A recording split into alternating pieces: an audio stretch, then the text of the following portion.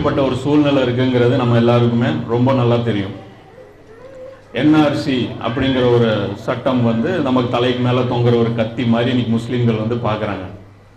இதை முறியடிச்சிட்டா முஸ்லீம்கள் நிம்மதி, ஒரு சந்தோஷமான ஒரு வாழ்க்கை, ஒரு ஒளிமயமான எதிர்காலம் நமக்கு என்னமோ காத்துட்டு இருக்கிற மாதிரி நம்பிட்டு இருக்கிறோம். என்ஆர்சிங்கிற இந்த ஆபத்து நீங்கிருச்சுன்னா போதும், எங்களுக்கு அந்த கோரிக்கை மட்டும் நிறைவேற்றி கொடுத்துருங்க, இது தாண்டி முடிஞ்சிருச்சுன்னா போதும் அப்படின்னு சொல்லி நாம் நினச்சிட்டு இருக்கிறோம். அதே சமயம் நாம் என்ன பண்ணுறதில்லை அப்படின்னு பார்த்தீங்கன்னா, உலகத்தில் மற்ற பகுதிகளில் என்ன நடந்துட்டு இருக்குது அப்படிங்கிறத நாம் கவனிக்கிறது இல்லை. சைனாவில் எடுத்தீங்கன்னா என்ன நிலவரம் அப்படின்னு பார்த்தீங்கன்னா, முஸ்லீம்களால் பள்ளிவாசல் போய் தொழுக முடியாது, நோன்பு வைக்க முடியாது, ஹஜ்ஜுக்கு போக முடியாது, அந்த மாதிரியான ஒரு கடுமையான அடக்குமுறை. யமனில் எடுத்தீங்கன்னா மிகப்பெரிய அளவில் முஸ்லீம்களுடைய ரத்தம் ஓட்டப்படுது. சிரியாவில் எடுத்தீங்கன்னா மிகப்பெரிய லெவலில் முஸ்லீம்களுடைய ரத்தம் ஓட்டப்படுது.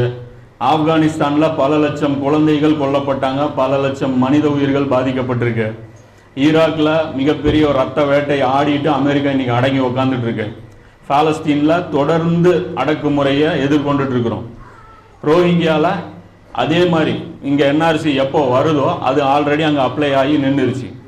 இது எல்லாமே அந்தந்த பகுதியுடைய பிரச்சனையாக நம்ம பார்க்குறோம். அதான பார்க்குறோம். ரோஹிங்கியா பிரச்சனை அந்த மக்களுக்கு, சைனா பிரச்சனை அந்த மக்களுக்கு, காஷ்மீர் பிரச்சனை அந்த மக்களுக்கு. இது எல்லாமே நாம தனித்தனியாக பார்க்குறோம். ஆனால் இது எல்லாமே ஒரே பிரச்சனை தான். இது எல்லாமே ஒரே பிரச்சனை தான். இது ஒரு உம்மத்தின் மீது ஏற்பட்டிருக்கக்கூடிய பிரச்சனை. இது வந்து அந்த லோக்கல் இஷ்யூ கிடையவே கிடையாது. என்ஆர்சி இஷ்யூவுக்கும் அமித்ஷாவுக்கும் சம்பந்தமே கிடையாது. அவர் நினைச்சா கூட மாற்றி செயல்பட முடியாது. நம்ம நினைச்சிட்டு இருக்கிறோம் பவர் இவங்க கையில் இருக்குதுன்ட்டு. இவங்கெல்லாம் உட்கார வச்சிருக்காங்க. இஷ்யூ வந்து இது கிடையவே கிடையாது. இது ஒரு உலகளாவிய அஜெண்டா. இது அதோடைய ஒரு பகுதி. எல்லா பக்கமும் நடத்திட்டு இருக்கிறாங்க. அதுல இந்தியாவுக்கு கொடுக்கப்பட்ட அசைன்மெண்ட் இதுதான் விஷயம். இது எல்லாமே ஏன் நடக்குது அதுன்னு பார்த்தீங்கன்னா, இஸ்லாமோபோபியா அப்படிங்கிற ஒரு வார்த்தை வந்து இப்போ சமீபத்தில் நம்ம கேள்விப்படுறோம்.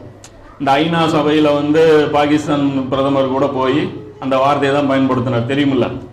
இஸ்லாமோபோபியா, இஸ்லாம் குறித்து அச்சுறுத்தப்படுது. யாருக்கு? மக்களுக்கு. இந்தியாவில் என்ன பிரச்சாரம் செய்யப்படுது? முஸ்லீம்களை அடக்கி வைக்கணும், இவன் 20% மேலே ஆயிடக்கூடாது, ஆயிட்டானா ஒரு ஆபத்து இருக்கு. அது என்ன ஆபத்து? நம்மளெல்லாம் தொழு வச்சுருவான்னு சொல்றானா? நம்மளெல்லாம் இவன் நோன்பு வைக்க வச்சுருவான்னு சொல்லுவானா? நம்மளெல்லாம் இவன் புர்கா மாட்டி விட்டுருவான், நம்மளெல்லாம் இவன் தொப்பி மாட்டி விட்டுருவான், நம்மளெல்லாம் இவன் தாடி மாட்டி விட்டுருவான்னு